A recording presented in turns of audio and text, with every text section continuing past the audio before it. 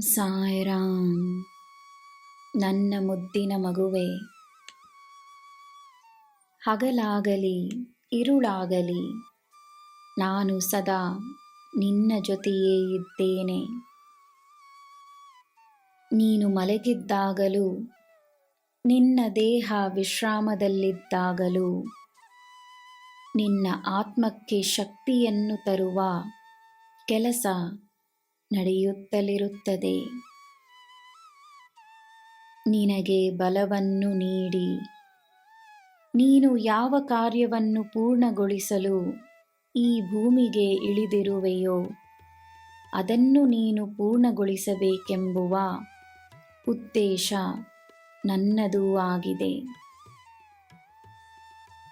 ಅದರಲ್ಲಿ ನಿನಗೆ ಸದಾ ನನ್ನ ಮಾರ್ಗದರ್ಶನವಿದೆ. ನಿನ್ನ ಜೀವನದ ಉದ್ದೇಶ ನಿನಗೆ ಅರ್ಥವಾಗುತ್ತದೆಯೋ ಇಲ್ಲವೋ, ನಿನ್ನಲ್ಲಿ ಈ ಗುರುವಿನ ವಾಸವಿದೆ. ನಿನಗೆ ಈ ಗುರುವಿನ ಆಶೀರ್ವಾದವಿದೆ. ಅದಕ್ಕೆ ಒಂದು ಕಾರಣವಿದೆ ಎಂದು ಮಾತ್ರ ನಿನಗೆ ಅರ್ಥವಾದರೆ ಸಾಕು.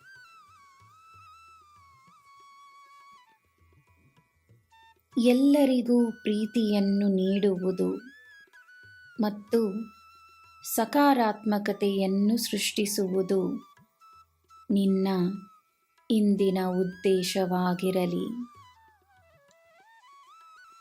ನಿನ್ನಿಂದ ಯಾರು ನಗುತ್ತಾರೋ ಇಲ್ಲವೋ, ಆದರೆ ನಿನ್ನಿಂದ ಯಾರೂ ದುಃಖದ ಕಣ್ಣೀರಿಡಬಾರದಷ್ಟೇ.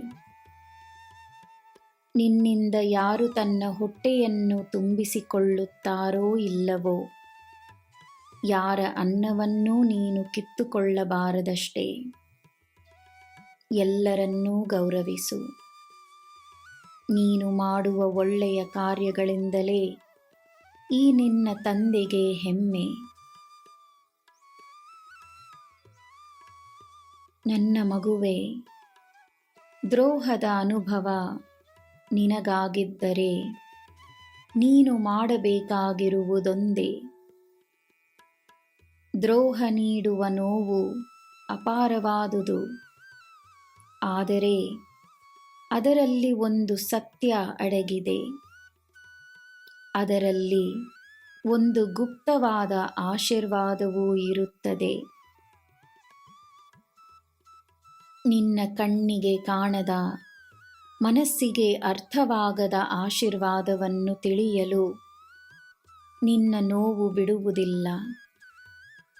ಆದರೆ ನೀನು ಮನಸ್ಸನ್ನು ಶಾಂತವಾಗಿಟ್ಟುಕೊಂಡರೆ ದ್ರೋಹದಲ್ಲಿರುವ ಆಶೀರ್ವಾದ ನಿನಗೆ ಅರ್ಥವಾಗಬಹುದು.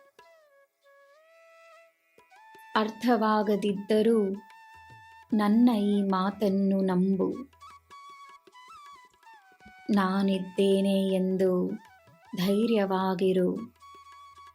ನಿನಗೆ ಎಲ್ಲ ಶುಭವೇ. ಜೈ ಸಾಯಿರಾಮ್.